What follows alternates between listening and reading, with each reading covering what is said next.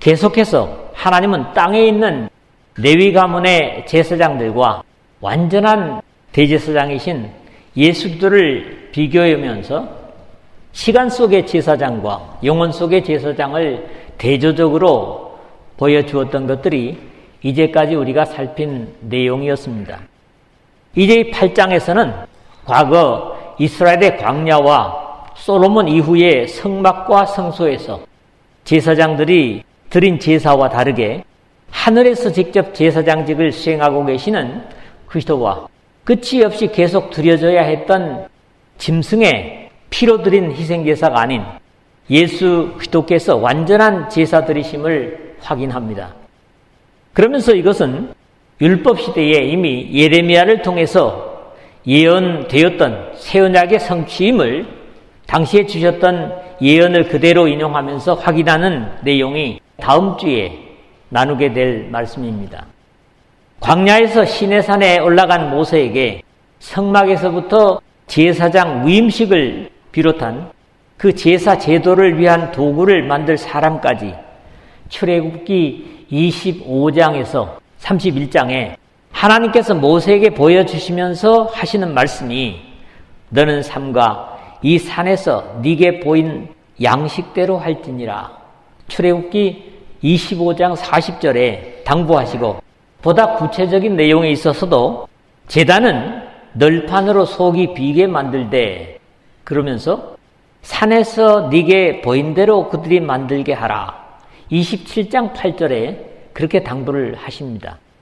여기서 네게 보인 양식대로나 네게 보인 대로는 바로 모든 제사의 도구와 모양이 하늘에 있는 것들을 모세에게 모델로 보이시면서 이 지상에서 만들게 하시고 제사하게 하셨음을 확인할 수 있습니다. 그러므로 결국 레위 가문의 제사장들은 하늘 제단의 모형, 즉 그림자와 같은 것들로 하나님께 제사를 드렸다는 사실을 이해할 수 있게 합니다. 그럼에도 그림자는 그 비춰진 본 모양 실체가 있다면 필요가 없게 되는 것은 이 세상에서도 마찬가지죠. 실체가 있는데 그림자를 볼 필요가 있겠습니까?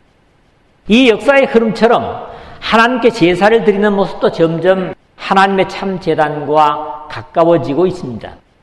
먼 곳에서 다만 그 모형을 따라 제사했던 율법 시대는 지나가고 레위 가문의 자자손손 죽고 나는 대로 하나님께 제사를 드리던 이 땅에서의 제사는 하늘에서 보내신 보다 온전한 제사장이신 예수 그리스도의 온전한 제사로 그분의 온전한 제사를 힘입는 모든 사람들로 단번에 지성도에 들어가게 하심을 확인하고 있습니다. 세상에서 어떤 귀중하고 값이 나가는 것들은 짝퉁을 만드는 일들이 분명히 합법적인 것은 아닌데 우리 주변에 더러 일어나는 것들을 봅니다. 그래서 영어의 단어가 우리말이 된 말이 있죠. 그게 바로 이미테이션입니다. 좀 지나치게 표현한다면 과거 율법 속에서 있었던 제사나 제사장 제도는 이 히브리서에 의하면 이미테이션, 즉 모양만 본뜬 것이었다. 이렇게 표현할 수 있습니다. 그렇다면 왜 온전 그 자체이신 하나님께서 실체가 아닌 짝퉁을 허락하셨을까 하는 의문이 생깁니다. 그 사실을 저는 이렇게 이해를 합니다. 첫째로는 하늘에 있는 것을 지상에 옮겨올 수 없었기 때문일 것이다. 그리고 두 번째는 보다 온전한 것을 바라고 사모하게 하시려고 임시적인 제사장 제도와 성소나 성막을 허용하셨다고 이해를 하는 겁니다. 그래서 미래의 온전함을 기대하면서 신앙하는 것이 뭡니까? 믿음이지요. 그래서 히브리서 기자는 11장 1절에서 그렇게 표현을 합니다. 믿음은 바라는 것들의 실상이요 보지 못하는 것들의 증거니 라는 내용에서도 우리가 이 사실을 확인하게 됩니다.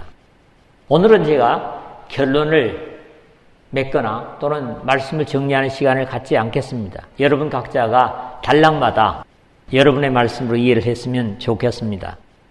첫 번째는 1절, 2절 말씀입니다.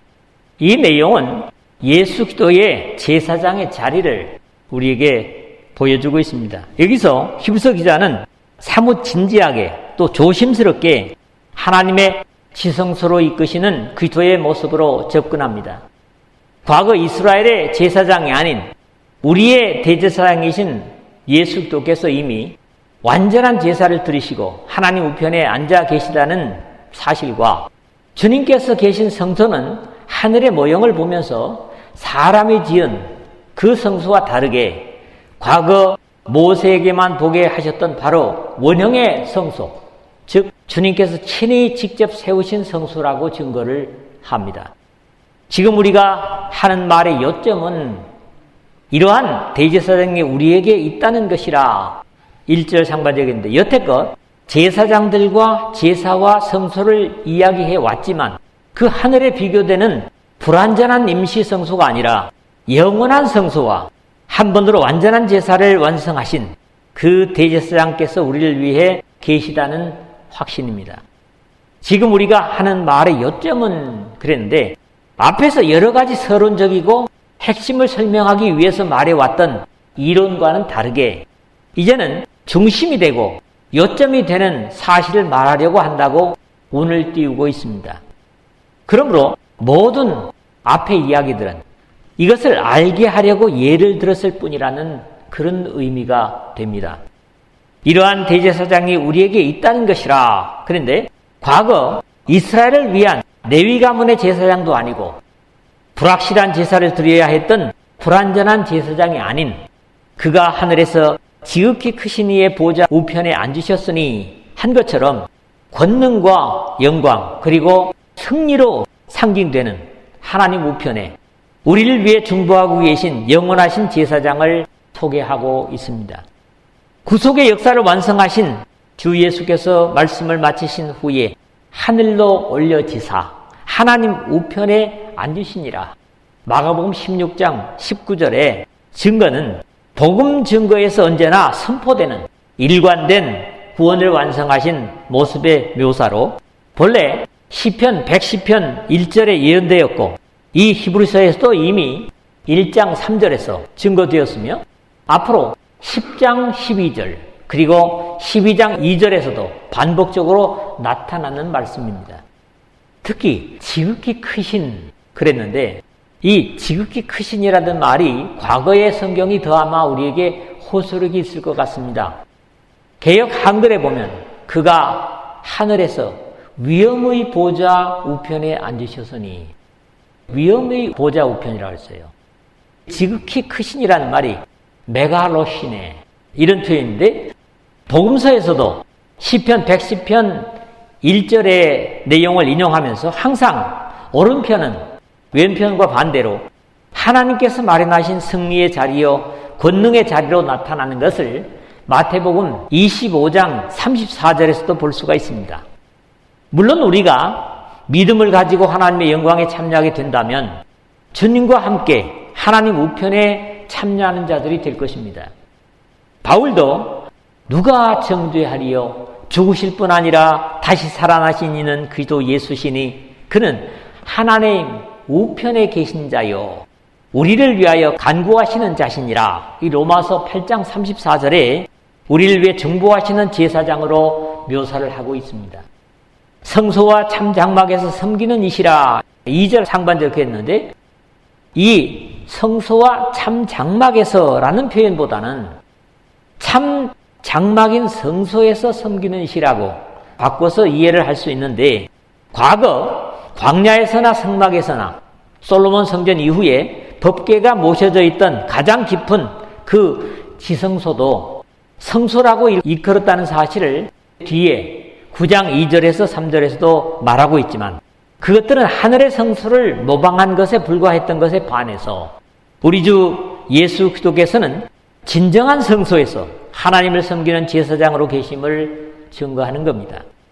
그리고 그 성소는 이 장막은 주께서 세우신 것이요 사람이 세운 것이 아니니 2절 하반절에 함으로써 유다 지파 사람으로 하나님의 영이 충만했던 모세를 도와서 성소를 세웠던 부살렐이나 단지파의 오홀리야 같은 사람에 의해서 지어졌던 광야의 지성소가 아니라 대제사장이신 우리 주님께서 친히 세우신 것이라고 증거를 하고 있습니다.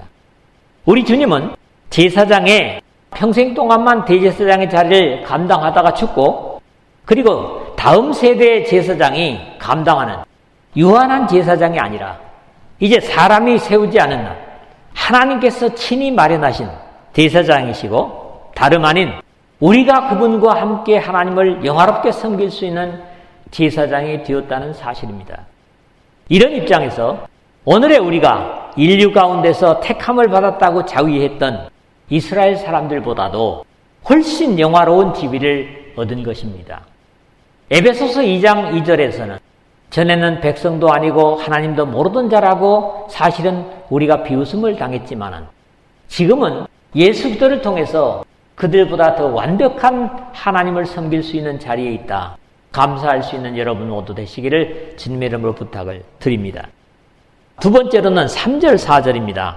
여기서는 그 예수 그리스도의 대제사장의 성격을 말씀하고 있습니다. 이미 땅에 있었던 제사장들과 전혀 다른 제사장으로서 예수님을 소개하는 거죠.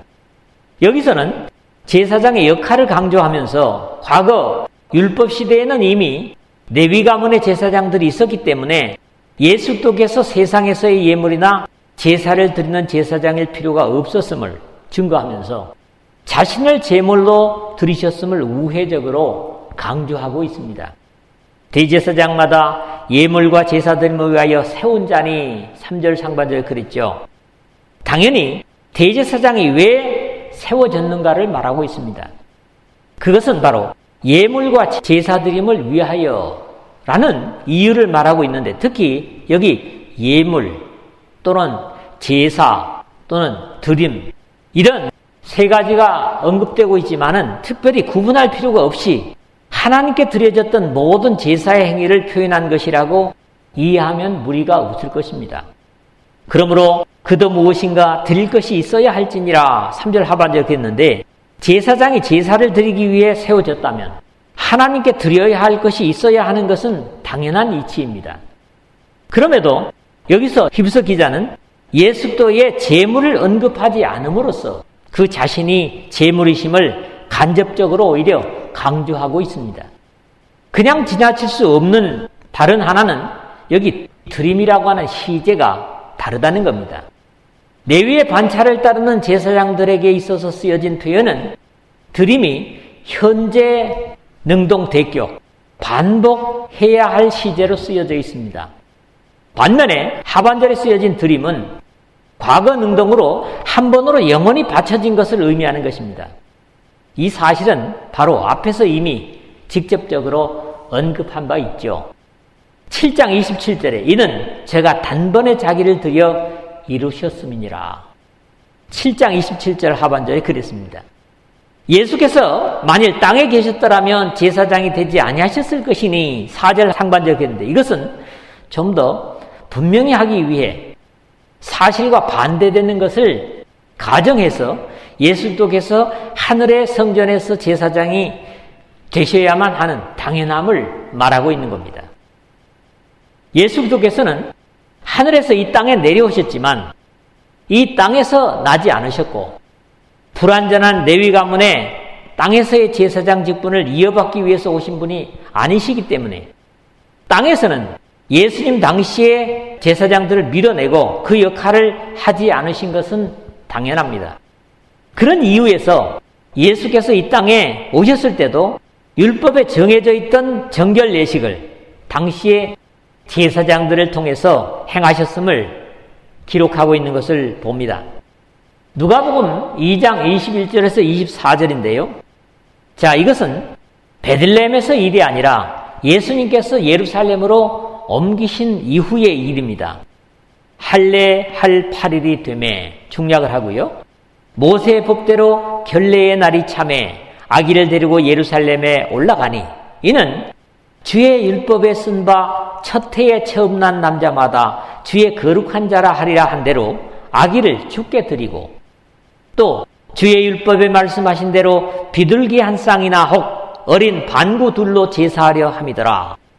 이것은 구약의 레위기 2장 2절에서 6절이라든가 또는 출애굽기 13장 2절이나 12절, 그리고 레위기 12장 8절이나 5장 11절에 어린아이가 나면 정결케 되는 예식에 대한 규례를 그대로 예수님께서도 행하셨다는 겁니다. 그 이유는 이는 율법을 따라 예물 드리는 제사장이 있음이라 4절 하반절에 했는데, 비록 하나님께서 맹세하지 않으셨지만 예정하신 일정 기간 동안 레위의 후손들이 모세를 통하여 위임을 받아 불완전하기는 하지만 땅 위에서 백성들의 사죄를 위한 제사를 드리는 역할을 그들에게 이미 맡기셨기 때문입니다. 이런 모든 시간과 역할의 이유를 성경은 분명히 하고 있습니다. 율법과 선지자는 요한의 때까지요. 그 후부터는 하나님 나라의 복음이 전파되어 사람마다 그리로 침입하느니라. 누가복음 16장 16절에 말씀하고 있죠. 바울은 때가 참에 하나님이 그 아들을 보내사 여자에게서 나게 하시고 율법 아래에 나게 하신 것은 율법 아래에 있는 자들을 속량하시고 우리로 아들의 명분을 얻게 하려 하심이라. 갈라디아서 4장 4절 5절에서 그렇게 말씀하고 있습니다. 이러한 사실들을 모두 그대로 인정하시는 내용을 이는 율법을 따라 예물을 드리는 제사장이 있음이라 4절 하반절을 그랬는데, 즉 율법에 의해서 율법 속에서 사죄나 정결을 위하여 여러 가지 태워 바치는 짐승의 번제와 화목제, 또는 곡물로 바치는 소제와 술로 바치는 전제 등등의 정해진 율법의 규례를 따라 제사를 드리는 제사장들이 있었음을 인정하고 있는 겁니다. 예수 그리스도는 이미 땅에 있어서 이스라엘 중보했던 불완전한 제사장이 아니라 참 성소인 하늘에서 우리를 위한 대제사장이 되셨습니다. 이것은 창세전부터 하나님께서 마련하신 것이요, 우리가 우리의 믿음의 삶을 마치고 하나님의 영광의 나라에 들어갔을 때도 하나님 우편에서 대제사장이신 예수 그리스도와 함께 하나님 앞에 영광과 존귀를 드리기 위한 것입니다. 세 번째 말씀은 5절 6절입니다. 예수 그리스도의 대제사장직과 그리고 땅에 있었던 제사장들의 직분의 비교입니다. 오늘 내용의 마지막은 모세를 통해 보여주신 대로 땅에 장막을 지은 것과 그것과 비교될 수 없는 하나님의 아들의 아름다운 지위와 직분으로 우리가 얻게 된 율법과 비교될 수 없는 더 좋은 약속과 언약을 예수 그리스도를 통해서 얻게 된 것을 증거하고 있습니다. 첫 번째로는 과거의 이스라엘이 하나님께 제사하고 섬긴 것의 근거를 먼저 거론을 하고 있습니다. 이스라엘은 과거에 자신들이 야훼 하나님께 선택되어 인류 가운데 유일하게 택함을 받은 민족이라는 대단한 자긍심을 가졌고, 이것도 우리가 복음을 듣지 못한 입장이었다면 역시 그것은 충분히 교만할 수 있는 근거였음에 틀림이 없었습니다. 그럼에도 그들이 섬기는 것은 하늘에 있는 것의 모형과 그림자라. 5절 상반절에 어찌 보면 이 말씀은 과거 이스라엘에게는 그들의 자긍심에 상처를 줄 수 있는 표현입니다. 사실이나 실체는 없고 다만 하늘에 있는 것의 모형과 그림자를 보면서 큰 소리 쳤다고 할 수 있습니다. 그것은 다 실체라고 할 수 없죠.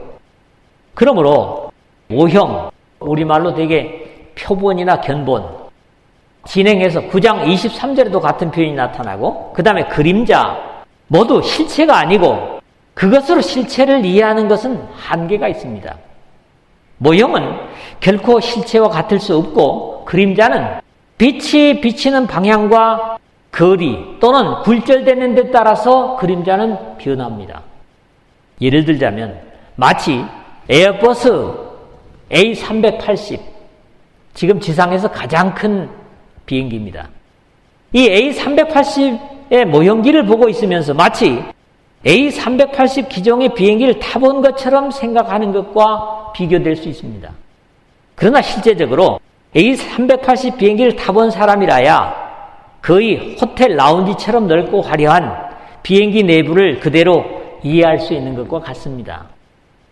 이런 어떤 것들을 모형적으로만 보는 것과 내면이나 사실을 보는 것과는 완전히 차이가 있다 하는 것을 제가 예를 드는 겁니다. 이스라엘은 자신들 각자가 아닌 모세를 통해서 보여진 하나님의 제단의 모형과 그림자를 세워두고 제사를 드리면서도 대단한 자긍심을 가지고 섬겼다면, 실체이신 예수 그리스도를 통해서 하나님을 알고 예배하는 우리들은 얼마나 큰 자긍심과 확신을 가져야 하겠습니까?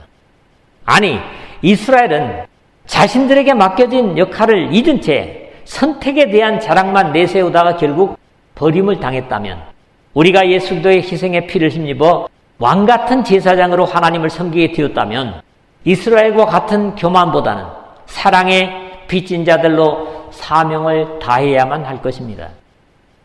그럼에도 하나님께서 칭찬하시는 모세는 철저하게 하나님의 지시에 순종한 것을 여기서도 말하고 있습니다. 모세가 장막을 지으려 할 때에 지시하심을 얻음과 같으니 5절 중간에 그랬거든요. 이것을 다르게 이해하면 하나님께서 맡겨주신 일에 순종해서 최선을 다하려 할 때 하나님의 지시를 얻을 수 있다는 그런 논리가 됩니다.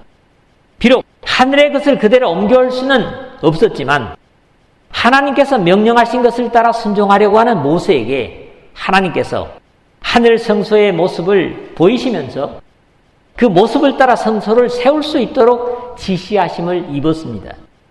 또 그 일이 가능하도록 모세를 돕는 자들은 부사렐이나 오홀리압 같은 사람들에게까지 하늘의 성소를 보게 하셔서 예정하신 대로 아들을 이 땅에 직접 보내실 때까지 하나님의 역사를 감당하게 하신 겁니다.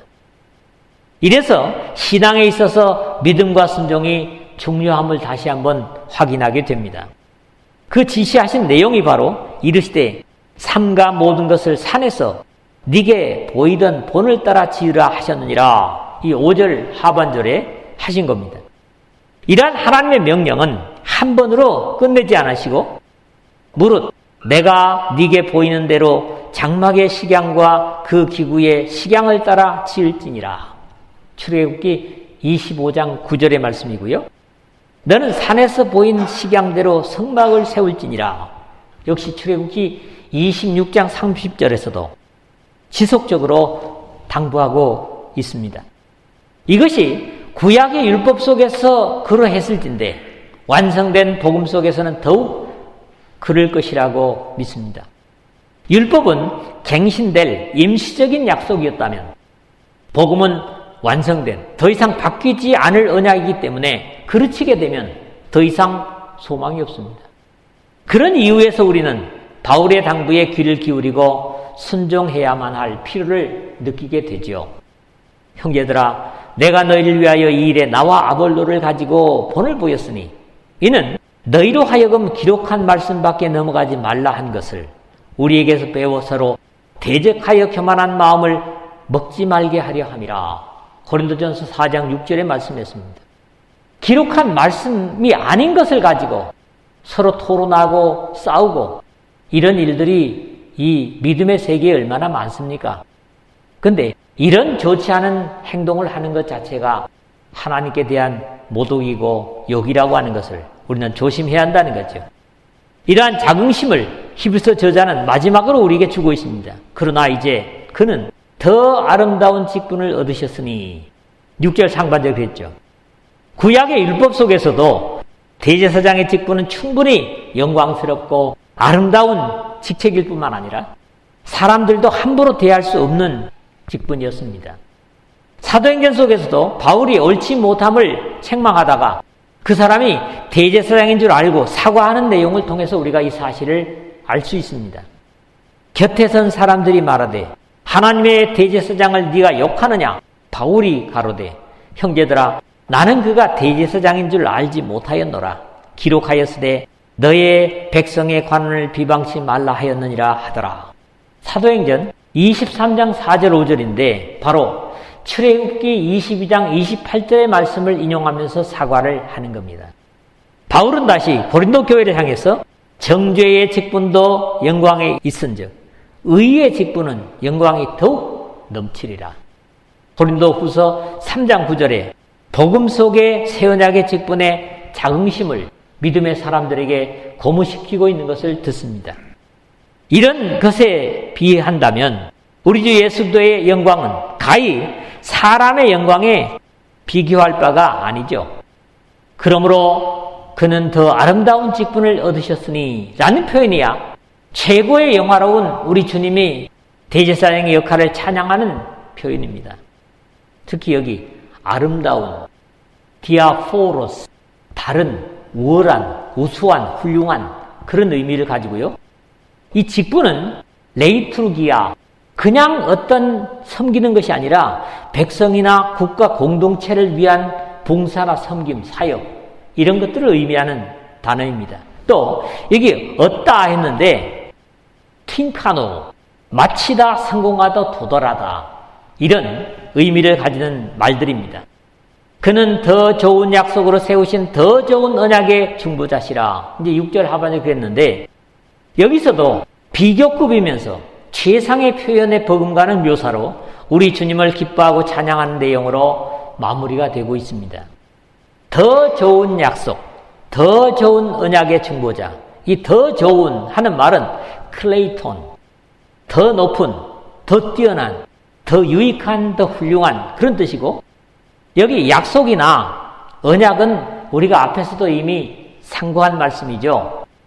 에판겔리아 또는 디아데케 이런 말인데 이 중보자 하는 것은 중간에 끼어서 양쪽을 화해시키거나 일을 성사시키는 일인데 예수님께서 바로 죄인된 우리를 하나님 앞에 자신의 희생을 통해서 중보시킨 데 대해서 대단히 감사할 이유인 겁니다. 이것은 하지 말고 이것은 지켜야 한다 하는 식의 율법과는 비교될 수 없는 완벽하고 틀림없는 약속은 예수 그리스도를 통해서만 가능합니다.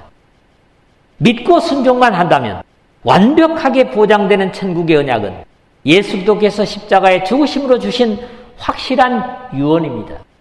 무엇보다도 하나님과 죄인이었던 사람과의 중보자는 같은 죄를 가진 제사장들인 레위의 후손들은 불완전한 역할을 하였지만 하나님이시면서 사람으로 이 땅에 오셔서 사람으로 살아보신 우리 주 예수 그리스도야말로 비교될 수 없는 최고의 최상의 중보자이십니다. 이러한 분이 다른 이스라엘이나 유다 지파의 중보자가 아니라 바로 오늘 우리 자신들의 중보자이심을 감격할 수 있는 우리가 되어야 될 것입니다. 이스라엘보다 더 큰 자긍심과 감사로 예수 그리스도를 통해서 하나님을 섬기는 여러분 모두 되시기를 주님의 이름으로 축복합니다.